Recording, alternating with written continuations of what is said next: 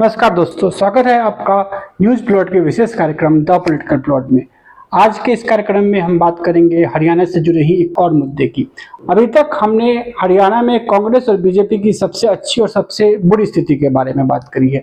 आज हम बात करेंगे एक और पार्टी की, बात करेंगे आम आदमी पार्टी की। वैसे तो हरियाणा में जेजेपी और आईएनएलडी बड़ी पार्टियां हैं, इनके पास ज़्यादा संसाधन है और इनका राजनीतिक इतिहास भी पुराना है। लेकिन आपकी स्थिति थोड़ी अनोखी है क्योंकि वहाँ एक नवोदित पार्टी मानी जा रही है।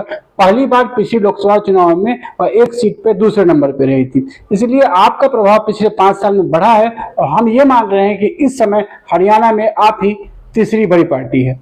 वैसे तो हरियाणा में आपकी वास्तविक ताकत का अंदाजा किसी को नहीं है, लेकिन एक्सपर्ट्स ये मानते हैं कि हरियाणा में आपका वोट बैंक 2 से 4% के आसपास था। आम आदमी पार्टी का गठन 2013 में हुआ था और तब के बाद से ये तीसरा हरियाणा का चुनाव है उसके लिए। 2014 में वो एकदम नई पार्टी थी और लोकसभा चुनाव में हार के बाद उसका मनोबल काफी खराब था, इसलिए उस चुनाव के आंकड़ों को हम गिन नहीं सकते।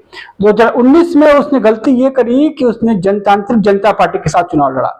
जनतांत्रिक जनता पार्टी का प्रभाव सिर्फ जाट बहुल सीटों पे था और जिन सीटों पे उनका अच्छा प्रभाव था वो जनतांत्रिक जनता पार्टी ने खुद लड़ी और आपको ऐसी सीटें दी गई जिसपे न तो जनतांत्रिक जनता पार्टी का कोई प्रभाव था और न आपका कोई प्रभाव था। इसीलिए आपने जिन 14 सीटों पे अपने प्रत्याशी खड़े किए थे उसमें से सभी पर उसकी जमानत जब्त हुई और उसका सबसे अच्छा प्रदर्शन रहा 9000 वोटों का, जो सिर्फ एक सीट पे मिली जहां वो तीसरे नंबर पे आई।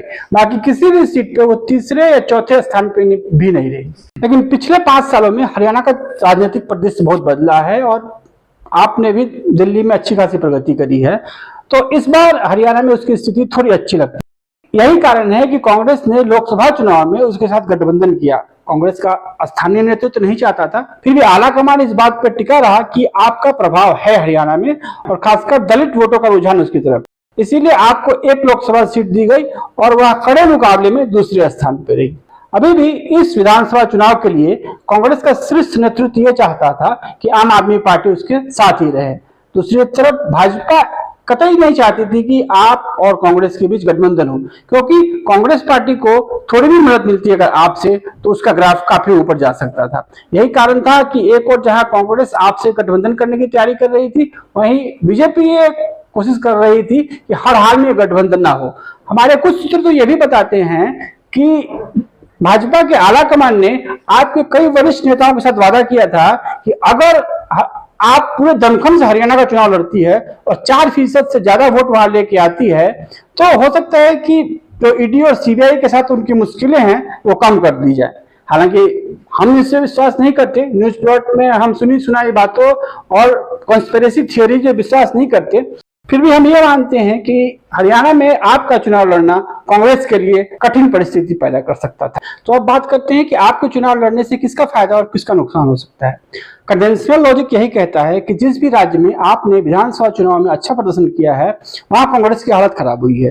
गोवा और गुजरात का उदाहरण लें, यहाँ आपको 5 से 6% वोट मिले, लेकिन ये वोट पूरा का पूरा कांग्रेस के ही खेमे से आए। तो अगर बीजेपी का ये सोचना है कि आपके पूरे दमखम के साथ चुनाव लड़ने के कारण कांग्रेस का ग्राफ नीचे जाएगा तो इसको कन्वेंशनल लॉजिक के खिलाफ नहीं माना जा सकता। लेकिन हरियाणा में इस बात का भी डर है कि हो सकता है कि आप कांग्रेस के वोटों में सेंध न लगा के बीजेपी को ही नुकसान करे। क्यों? इसके पीछे लॉजिक है। हरियाणा में इस समय जाट, दलित और मुस्लिम वोट लामबंद है। जहां तक जाटों की बात है तो वे आपका समर्थन इसलिए नहीं करेंगे क्योंकि कांग्रेस ही है जो किसी जाट को अपना मुख्यमंत्री बना सकती है। आपके पास कोई बड़ा जाट नेता नहीं है वहां पे। मुसलमान वैसे भी दिल्ली में अरविंद केजरीवाल सरकार को ही वोट नहीं दे रहे हैं, तो हरियाणा में वो भाजपा के खिलाफ आपको वोट दें, जबकि कांग्रेस जीतने वाली स्थिति में है, तो इस बात को नहीं माना जा सकता। तो कुल मिलाकर एक ही वोट बैंक बचता है दलितों का, इसमें आपके द्वारा थोड़ी सी दमाने की गुंजाइश थी। लेकिन अगर हम पिछले कुछ दिनों का हाल देखें तो दिल्ली में आम आदमी पार्टी के जितने भी बड़े दलित नेता हैं उन्होंने आम आदमी पार्टी का साथ छोड़ दिया है। आज के दिन में पार्टी के शीर्ष नेतृत्व में कोई भी दलित नेता नहीं है। आम आदमी पार्टी का हरियाणा में जो वर्तमान नेतृत्व है वो भी गैर जाट और गैर दलित नेताओं का ही है। उसके अध्यक्ष सुशील गुप्ता जो राज्यसभा सदस्य रहे हैं, उनकी पहचान भी गैर जाट, गैर दलित, गैर मुस्लिम वोटों में ही है और बनिया ब्राह्मण का वोट बैंक जो है वो परंपरागत रूप से भाजपा का वोट बैंक माना जाता है।